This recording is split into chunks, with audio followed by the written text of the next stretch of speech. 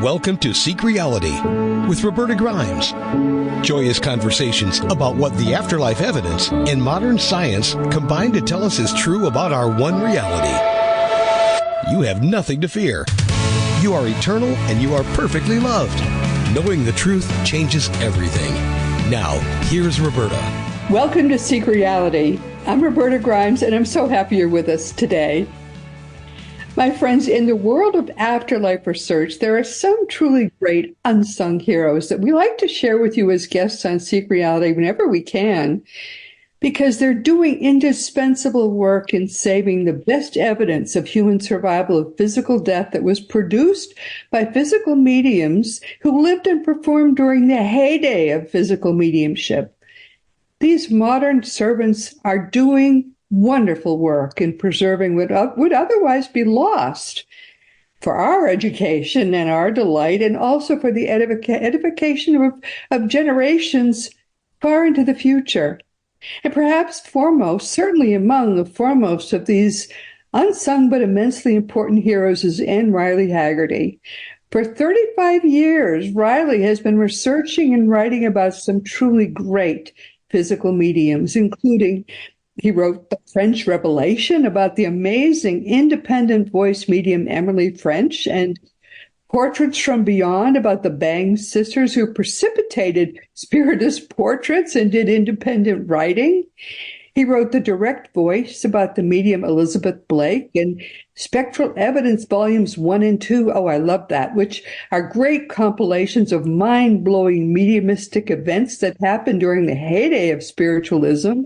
That was 100 or more years ago now, and his 8th book was The Phenomena of Spirit Materialization, the Transcendent Wonder of the Ages. He's good at titles.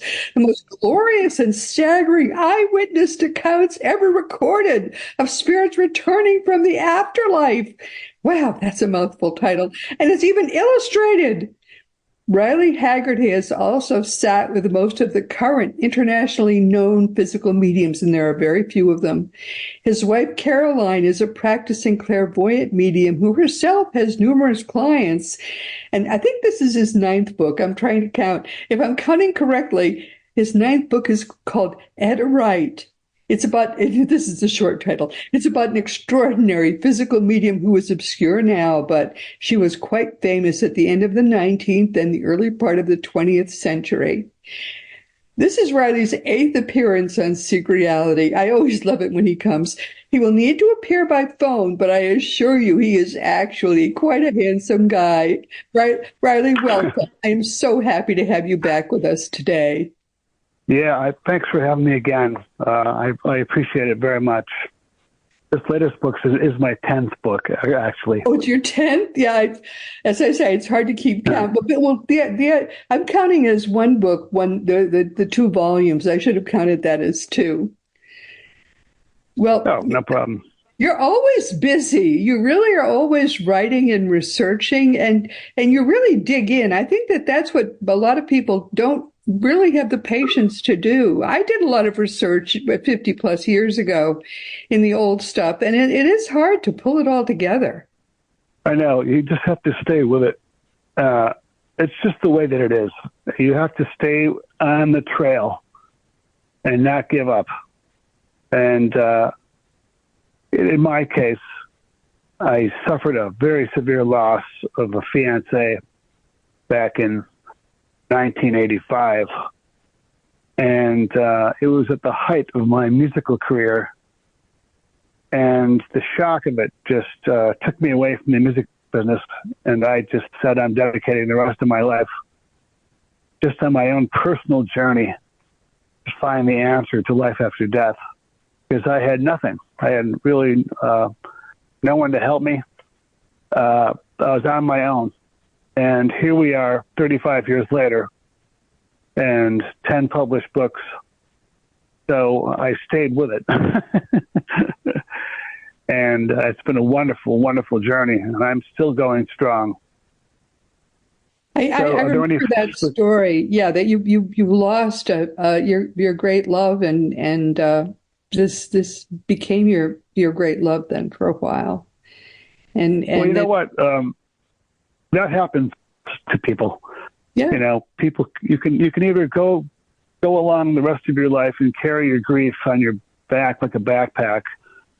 In my case, the person I knew was so lively and so full of happiness and energy and fun and intelligence.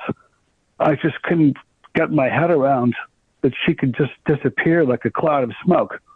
Yeah. I said, well, nature can't be that cruel. So I just went in search of the answers, and I found them. I found what I was looking for. And in the case of the latest book, here's what I mean by staying with research. 6 years into my research, I knew very well who Etta Wriedt was, the subject of this latest book. Yeah. A phenomenal direct voice medium who lived in Detroit. But 6 years in, I found a 1927 copy of Hartman's Who's Who in Occult and Psychical History. And sure enough, Etta Wriedt was born in my hometown, right here in where I live right now. Etta Wriedt was born in 1862 over on West 8th Street. I mean, that's one of the gifts of research. Yeah, She was wow. born right here in my town. Yeah, it is a small world, isn't it? You really discover how small it is. Yeah, quite amazing. Yeah, but if I gave up, though, I would never have found out that she was from here. And it confirms once again, since I live right on the Great Lake, Ontario, I have already outlined in my second book, the one you mentioned earlier, called Portraits from Beyond, about the Bang sisters from Chicago. In the appendices of that book, there is a section called the Spirit Zone of the Northeast. And I have outlined a staggering amount of the most powerful and famous physical mediums from Spiritualism were all from around the Great Lake regions. Yeah. And sure enough, Etta Wriedt, of course, was born here in Oswego. The northern part of our town, the literal northern part, is Lake Ontario. I can see it from my home. So once again, we have another powerful medium born in the Great Lake region. And the spirits have said that the dry, crisp atmosphere and the powerful electrical energy provides the perfect opportunity for physical manifestations. So here we have again Etta Wriedt.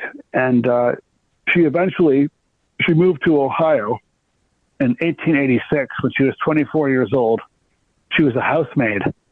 Can you imagine that? Little did the people know who hired her to be a housemaid that one of the wonders of the world was making their beds and cleaning their house. Good heavens. So she got married to Philip Knapp on August 1st, 1889 in Montgomery, Ohio. And she was 27 years old when she got married. She was widowed from Philip in 1930 after 40 years of marriage. And then Etta, at her home on Baldwin Avenue in Detroit, she passed away in 1942. She was 80 years old. And she was world famous. And her seances, as reported in this book, are just mind-staggering. And I'm very honored to have finally published a book about her. Now, she's a trumpet medium. Can you explain to people what a trumpet medium is? Trumpet medium is also known as direct voice. What it is basically independent voice where the spirits are talking out of the thin air.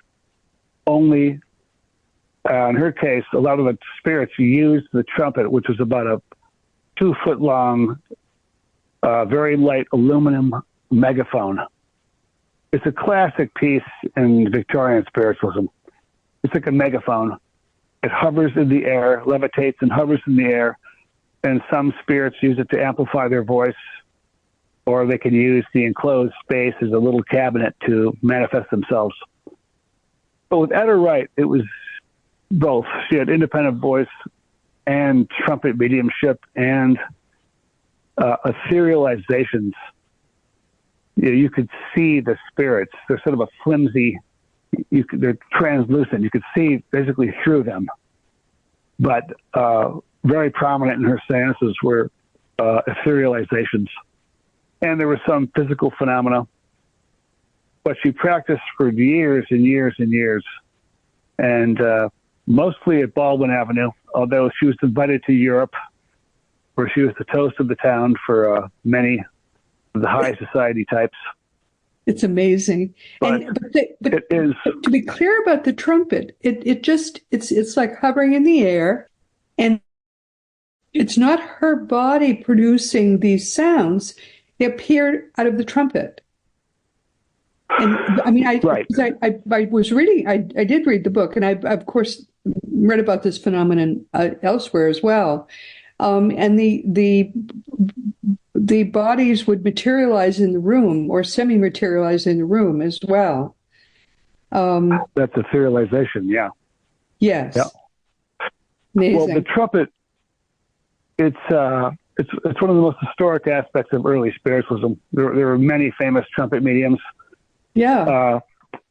But in my first book, The French Revelation, about Emily French, she required no trumpet, and she was not in trance. All it would take was just to turn the lights out, and the spirits would talk about, 3 to 4 feet above her head out of the thin air. Yes. To me, it's the crown jewel of mediumship is independent voice, where there's no trumpets involved, no megaphones, none of that. But Leslie Flint did that too. The voices would Leslie Flint was independent voice. That's right. There have been many throughout Spiritualism's history, but with Spiritualism, you have to realize that there's no Spiritualism movement anymore. Right. I compare it to like the Beatles. The Beatles came, they had their heyday, they certainly left their mark, and their music and their legacy will live on forever. Spiritualism, the heyday of which I put between 1848 and around 1960, it also came, it went, and its legacy endures. But the work to bring it to the surface, since it is part of our history, it takes more work than the Beatles. I mean, the Beatles is not hard to sell, but Spiritualism is. Okay, but sir, the word let's Spiritualism talk for a moment about why. Because if this is something that was possible, and we know it was not just possible, it was almost common during that period of time. It happened, and it was glorious. It was almost common. I mean, I have some theories about why. Almost every family had a medium. Yes. And either if it happened now, Riley, there would be not a person in this world who didn't know the truth about the fact that our minds are eternal. But that could be part of the problem, is that my theory, and I think it's a worthwhile theory after 35 years, is that the spirits knew full well back in the heyday of Spiritualism what was coming up ahead. They knew the siege of materialism was coming, and I think personally they also knew that sooner or later, here comes the cell phone towers, here comes social media, all of it, TikTok. They knew something was coming that would destroy I don't know. It's everybody's distracted now. Back in the heyday of Spiritualism, the family circle was very, very spiritual. It was a holy event. And there was no TVs, no cell phones, no one secretly taping the seance. There was none of that need to be famous overnight. None of that happened.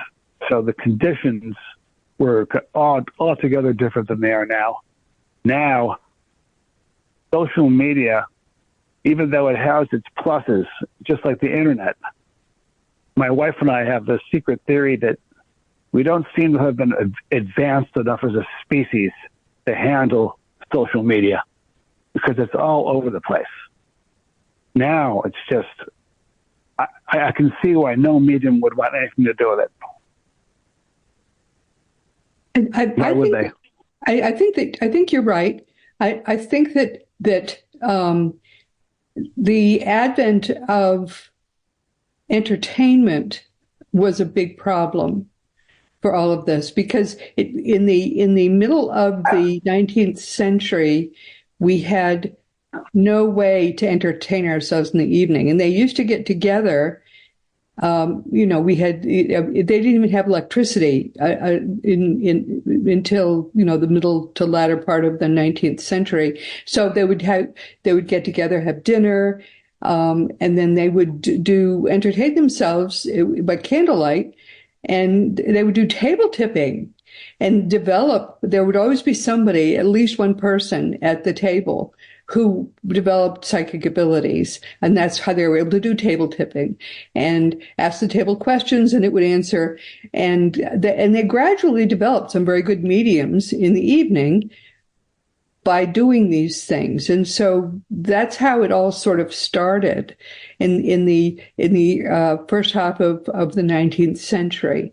And some of those people became very good mediums. And I think that's how it started. But the fact that they didn't have even radio made it so that they didn't have other ways to entertain themselves. And I think that's how it began. Well, there was no distractions. See, there were no distractions, and this was a great way to entertain themselves. And some of those people became very, very good mediums. And certainly. Now, why? Now you have if let's just say the wrong person found out you were having a seance, and they could. They could instigate violence, and these days you don't know who's on the internet. Someone's name could be dragged through the mud, and the anti-spiritualists could come out of the woodwork.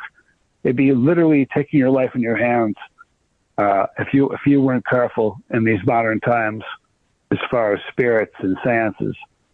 A lot of people just don't understand what they are. Negativity enters the picture now. Yeah.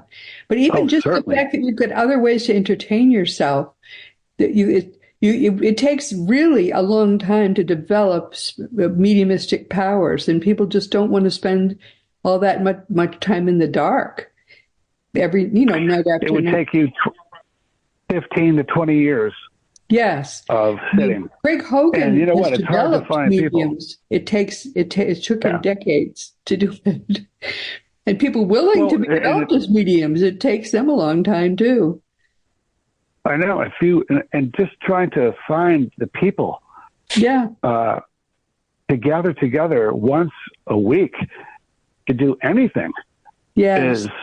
Is now it's almost impossible because. Yes. I don't know. The sacredness of mediumship is important to me, and its history, of course, as you know, I hold in my heart because it was part of our history. I don't care who wants to believe it or not; it's just true. And as Professor Chalice, he was a mid-19th century physicist and astronomer. Professor Chalice says, if you question the validity of these spiritualist phenomena witnessed by people of scientific mind and such probity of thought and their intelligence, if you question their eyewitness reports and all testimonies, all human testimony has to be questioned. I don't care what the subject is. Why would you question someone, a vice admiral of the British Navy, Admiral Osborne Moore, his eyewitness accounts of what he saw, or, oh my God, the list goes on and on and on. Sir Arthur Conan Doyle, people that were knighted by the British Empire for their abilities. Here is their eyewitness accounts of what they witnessed themselves. And then what do you question that? Alfred Russel Wallace, the co-discoverer of evolution, what he had to say, his own eyewitness accounts. If you question that, then you have to question everything, not just spiritualism.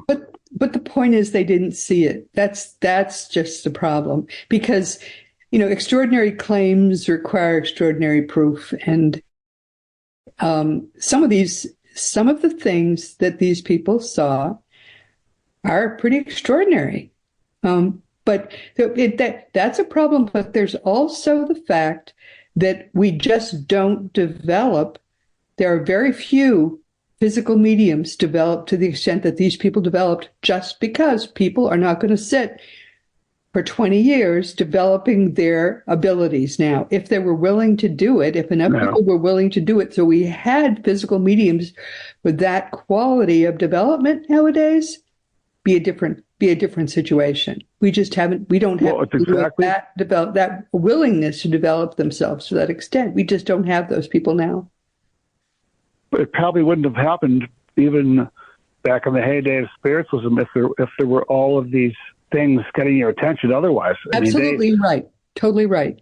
They just did not have those kind of intrusions. They did not have internet or radio, TV or cell phones, radio, nothing. That's right. Like you were saying, they had their lit in the sacred meeting place after dinner, the candles lit, sit around the table, and anybody could be a medium. I mean, the women would go to the parlor and do that while the men smoked their cigars. That's what they did. Right. That's right. Children mediums, extraordinary children mediums that, the parents, of course, had to be sympathetic. That's right. A lot of childhood mediums back then were consigned to lunatic asylums because they thought they were possessed by the devil, because the parents were so, fanatical, religious. But a lot of young mediums, thank goodness they had the parents behind them, like the Bang sisters, Emily French, all these mediums. I only wish that I could have found out more about my latest book here, Etta Wriedt, her personal life, like how she initially discovered that the voices were manifesting in her presence. So little is written about the actual life of the great mediums. Nobody wrote down too much. Some people did, but a lot of people did not have biographers sitting around, and and a lot of the mediums were illiterate. But that's the value of research. You have to keep at it and find what you can. I had all kinds of people, historians from the library, all kinds of archival people helping me, people in England, trying to find information about Etta Wriedt. And I found out a good deal. I found out much more than I had before. I was surprised. You did find out a good deal. Another person who does this work is Michael Tim, Tymn. Oh, yes. I tried to get him on to come on more, but he is reached a fairly advanced age now, and he's in Hawaii, so the time just doesn't work out well for him. He's one of the greatest writers. He has done a wonderful job with this kind of book as well. But you and he just are two. You're really doing a wonderful service, both of you, with this kind of book. I just think it should be. I am not a propagandist for spiritualism, but I have my own personal beliefs. And if you were to ask me about that, I would say I'm 100% spiritualist. But it doesn't matter to me who believes it or not. I'm not saying here's what you have to believe. I'm saying the fact that I've put 30 plus years into the research should be a compliment to your discernment of the facts. Then a person can make up their own mind if they have the facts in front of them. I'm not saying they have to believe. I'm saying here are the facts, at least. You can make up your own mind. That's fair enough. Oh, but your books are so joyous. It's clear that you loved finding all this old information and you put it together, and your books are, your books read so they're fun to read. They're like candy because you found all this stuff and you enjoyed finding it. It's fun, wonderful. Well, you know what? In the first stages of my research, after losing my fiance, who was 29, when I discovered Emily French, the independent voice medium from Rochester, and for 22 consecutive years, her and the famous Buffalo lawyer Edward C. Randall, they conducted seances for 22 consecutive years. It's unprecedented in psychical history. And Randall had the mental wherewithal to have stenographers and secretaries in the darkened seance room taking down word for word what the exchanges he was having with the spirits. But my point is this, is that because he had the stenographers take careful notes, the teachings of those notes, what the spirits said, literally saved my mind from grief. Yeah. And that's what I think a lot of these books can do for others, especially if you've lost someone. It at least gives you a glimmer of hope. It does. It certainly did for me. Yeah. Yeah, I mean, no, they're fun to read. These books are fun to read, but I don't, because of course when I first found your books, I had long since convinced myself that of course we never die. We never die. You can't die. It's not possible to die. So I just found them as just enjoyable, and I wanted to share them with everybody because a lot of people are not as confident as I am in the truth. But I think they're just fun to read. And people love reading something that's fun, but it's also all good news. And from way back then, people knew all this stuff way back then. Wow, what could be better than that you have something like that to share with people? It's remarkable and wonderful. I know, and I'm still at it. I have a wonderful library of rare books that I've collected over years, and this latest book, I'm doing a new one. It's going to be... Talk about your new book. Well, the one we're talking about today is called Etta Wriedt, Wreidt. Yeah, it's funny spelling. You could put my name and Riley Heagerty just in the search window of Amazon, in the book search window, or I've always said if you go to bookfinder.com, that's one of the best sites because it lists all your books and what country they're being sold in. So if you put my name in bookfinder.com or Amazon, you can find anything I have published. But I've decided to do one called Forever. That's the name of the book, and it's all going to be spirit teachings. It's not going to be involved with the phenomena, like direct voice. It's not going to be about the phenomena, the physical phenomena. It's going to be what the spirits actually said about their aspects of life, what they found in the spirit world, and what they thought of their physical life after they got to the spirit world, and just some of the great teachings, the very type of which saved me mentally after I lost that girl. Yes. And I think that others can benefit, even though, like you were saying earlier, a lot of people won't believe if they don't see it for themselves. There's nothing I can do about that because the chances are the majority of people will never be able to experience sitting with a great medium. It's a very rare occurrence. So at least you could study the eyewitness accounts of what the spirits said, because they would be saying the same teachings to you if you did find a true medium. they'd be saying the same thing. Yep. The fact that you will survive, positively survive death. They will be saying these things. They're not going to change the story. It's the same thing. Have you heard from your girlfriend? Have you heard from her particularly? I did in England in 1998 through the late medium Colin Fry. I was at a seance. We went to a seminar. I was one of the speakers. It was in Burton-on-Trent in England.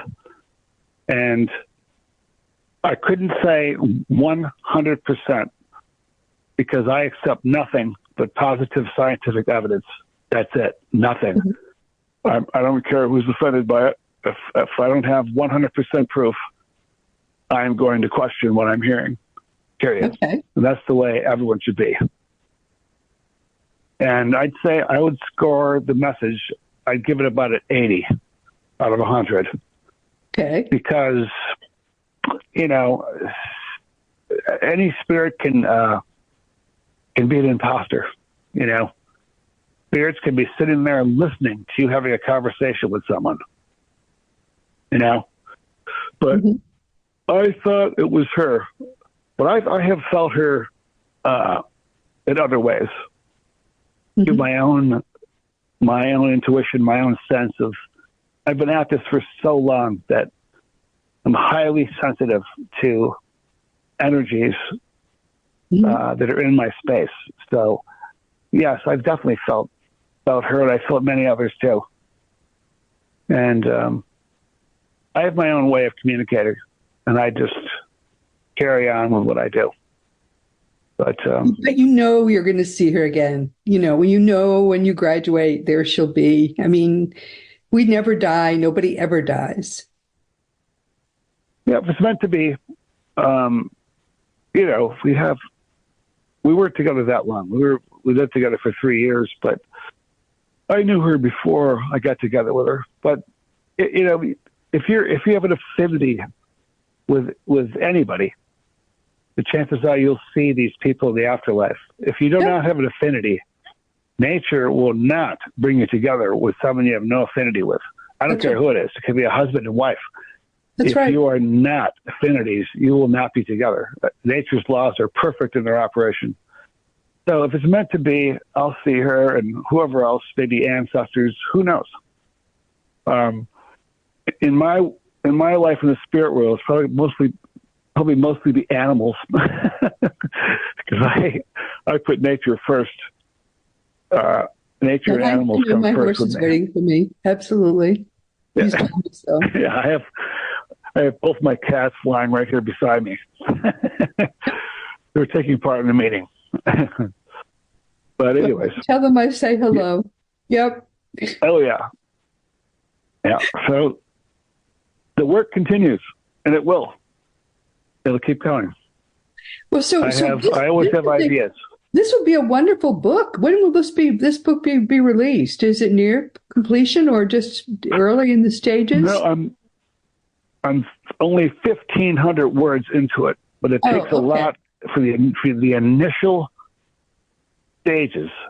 Right. You know what you're going to do and compiling your references, and there's a lot to it.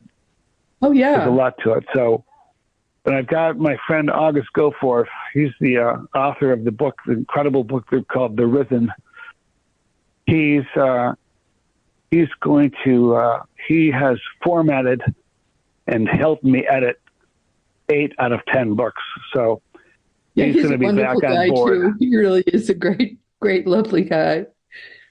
Yeah, he's going to be on board again to format and do his masterful work. He's really incredible. And has he ever been on your show? You should have him on because he's. Yes, and now that you put it in my mind, I think I will bring him back on because he was on but years ago. Yeah. Yeah, you should get him. He's quite a person. I'll get back in touch with him. He's adorable. He's a little eccentric, but he's adorable. Yeah. Oh, yeah. He's a psychotherapist in New York City, so he knows who he is. But anyway, that I'm was going to keep probably going with my work. Psychotherapist, and he was psychotherapizing me, which is what you never would want to do. All right. So that's, are you running out of interesting people from 150 years ago to write books about? Or are there more people that you can write about?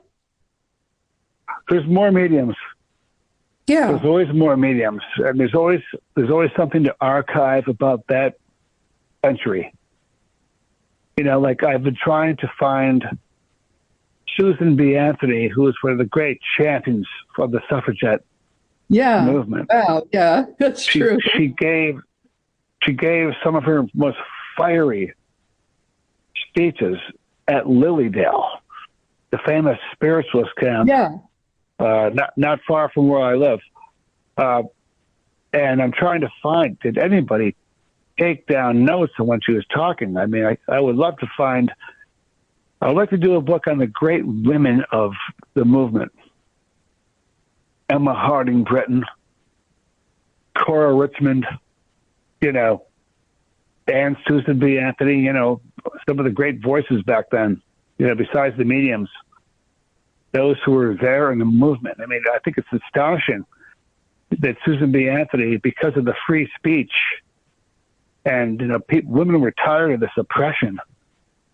Not that they had hardly any rights, and something should be said about it. Within the spiritualist movement, I find it incredible and wonderful that Susan B. Anthony gave some of her greatest speeches there, the spiritualist camp. Because she knew she would have open minds there. That there was a connection there. Yeah. I didn't know that. Yeah, there is. Yeah. And I've been talking to the historian, Ron Nagy, who's another great author and historian.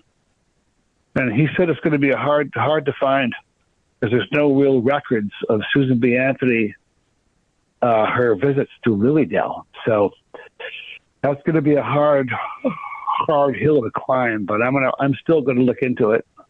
I'm still going to put my research cap on, and go with it. What I've also discovered, my first book, The French Revelation, the trial lawyer Edward C. Randall, who was with Mrs. French for 22 years, I found an archive of his work at the University of Michigan.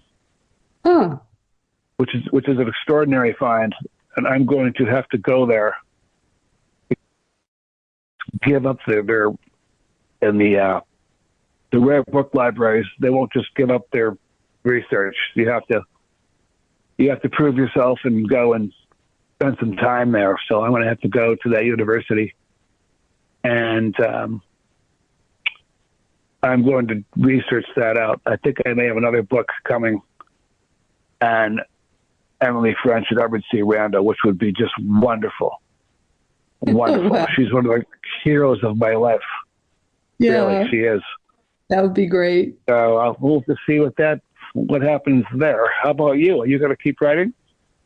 Yeah, but I have to get myself free of all this teaching. I'm doing a lot with teaching spiritual matters. And I'm trying to kind of wrap that up. And because the greatest spiritual teacher who ever lived is Jesus, and people don't treat Jesus that way. And what I'm trying to do is understand what Jesus wants me to do with what I've discovered. And I'm in the middle of that right now. So Good. I sort of understand what I'm supposed to do next. I can't really do more writing, but I feel another book coming. So it's sort of like pregnancy. You have to wait until the baby's ready to be born. So that's the stage I'm in now. When I hear talk of like the border and the people that are running for their lives from Mexico and the cartels, and the terrible situation at our border. I've said to some people that there are you're so violently against these poor people. We can't help everybody. Yes, it's true. But I said, if Jesus, who you believe in, was at the border, guess what he'd be doing? He would be carrying 10 of them on his back while he's pulling a wagon of 50 of them. But I'm not sure that that's true. I mean, that's a conversation that you can have. But I'm not sure that's what he would be doing. It's more complicated. What would he be doing? Who knows what he'd be doing? I mean, because it's a political situation, and he abhorred. Yeah, I know. He never got involved in politics. I mean, he would be bringing them water. He would be washing their feet. Very complicated situation, but he would stay out of the politics. I know. It's too bad. But anyways, I'm glad you're doing your work. Yeah, but we have come to the end of our time. Believe it or not, we get involved in so many things. But the thing I want people to understand is these books are terrific, and the information they contain is so precious. If you and Michael Tim and a few others were not doing this work, it would be lost. And that would be a great, great tragedy. So I strongly recommend, just for entertainment, if people want to be entertained by amazing things, your books and Michael Tim's books are just so precious. They really are. They're very. It's good to have them. It's good to have them be part of our history. I'm honored to do it.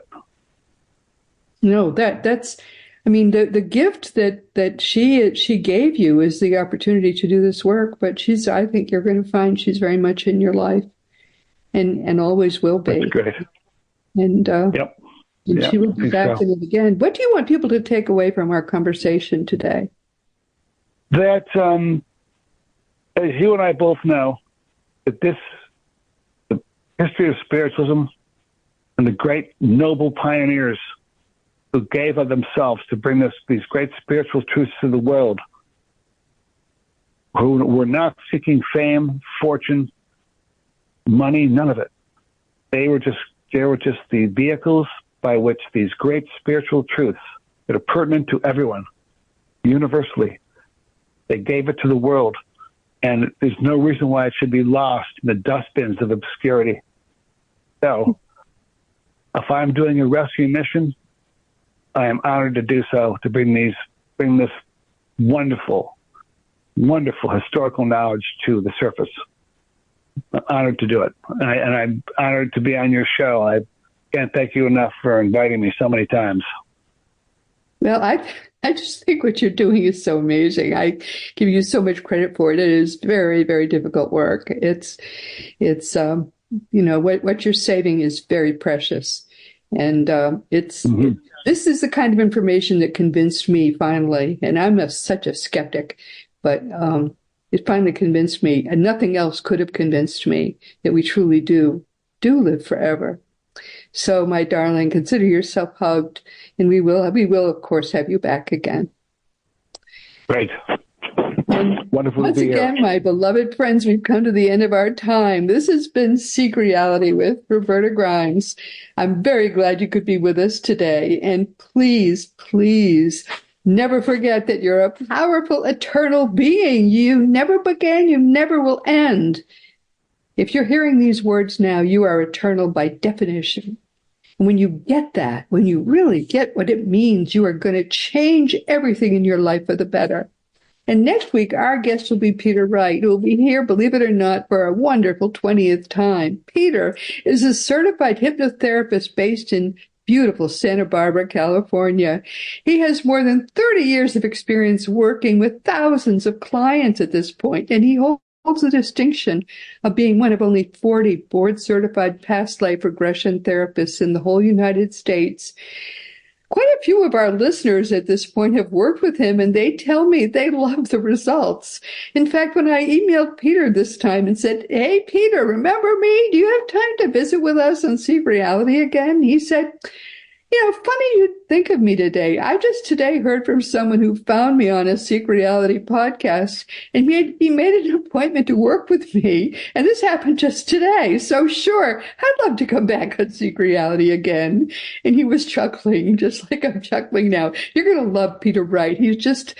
He's like a ray of sunshine every time you talk to him. So if you don't already know him, I think you're going to be delighted to join us next week. And this week, our guest has been Heagerty. He's been with us for the 8th time. And I had forgotten, but he reminded me again, this is a beautiful story. He started doing this work because he had to convince himself that the great love of his life could not possibly have died. And he ended up doing what I did, convincing himself by researching the great mediums of old. And he ended up making it his life's work to research these great physical mediums and their work before it disappeared forever. And he's been doing it now for more than 35 years. His books, the amazing books, Revelation, Spectral Evidence, volumes 1 and 2, which I just couldn't get enough of. These books are compilations of mind-blowing mediumistic stuff from the heyday of spiritualism, which is now more than a century into the past. And as he says, it ain't coming back, guys, because those, just like with the Beatles, everything came together just right, and it's never coming back. So that information, which he's compiling, and Michael Tim also is compiling, that information is very precious for us and for the future. It's essential work, and his books are a lot of fun to read. Frankly, they're a giggle, I think. He researches this amazing, these phenomena that are so precious. His new book is Etta Wriedt. It's about an extraordinary physical medium. I'm reading it now. Haven't quite finished it. It's great. So follow Heagerty with me. And as he says, you can find his books pretty easily on Amazon and elsewhere. And this work he's doing is really a gift to all of us. As you know, our great friend Craig Hogan is the president of Seek Reality Online, and this information he is compiling in one place so that when you are ready to really, really convince yourself that your life is eternal, go there. I can't believe what he has done with this website that I started and then couldn't deal with. So he took it over and he's made it glorious. Your own reality really is eternal, whether you like it or not. So learn the ultimate truth from our dear friend Craig, who is your worldwide ultimate expert on all things afterlife. Teachingsbyjesus.com is your single resource for all the beautiful divine truths that are brought to us in perfect love by the greatest teacher of them all, who is Master Jesus. Now it really is his turn. He didn't start Christianity, the religion that was created by the Roman Emperor Constantine. He destroyed the movement that Jesus started. Now that that religion, which he didn't start, is finally dying, Jesus, who is the genuine, real deal, when now Jesus can finally teach us the truth. Teachingsbyjesus.com is the website that he asked us to begin to make his teachings finally come alive, so you can find him there. As you know, I have some books that I wrote, but there's no time to talk about them. The most recent one is, of course, The Fun of Meeting Jesus, and that's the one that he asked me to write for him. Also, there's Liberating Jesus, which he channeled. But you can find all my books on Amazon.com or BarnesandNoble.com, and all of them but the last are available as audiobooks. If you want to talk to me about anything at all, you can just go to the green contact block on RobertaGrimes.com. I answer every email, provided that you give me your correct address. Sometimes people give me the wrong address. I write a nice long email and it bounces, and that ruins my day, so please don't do that to me. All of the more than 500 past episodes of Seek Reality are available wherever audio podcasts can be found. And you can see the video episodes each week on Roku or Fire Stick, YouTube, and elsewhere. And meanwhile, this has been Seek Reality with Roberta Grimes. Please enjoy and please make the most of this coming week in our one reality, always knowing that you are a powerful, eternal being, and most of all in this entire universe, you are infinitely, perfectly, and eternally loved. You've been listening to Seek Reality with Roberta Grimes. Roberta blogs and answers questions at robertagrimes.com. Join us every week as we explore what the afterlife evidence and modern science combine to tell us is true about the one reality we all share. Knowing the truth changes everything.